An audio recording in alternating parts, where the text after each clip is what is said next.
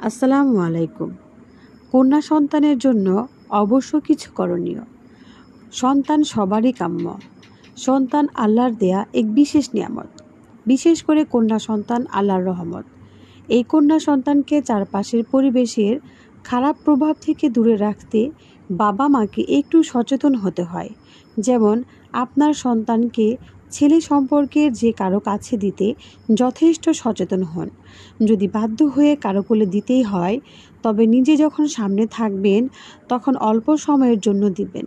সময় ভালো না, তাই বাচ্চা স্কুলে গেলে চেষ্টা করবেন তাকে দিয়ে আসার এবং নিয়ে আসার।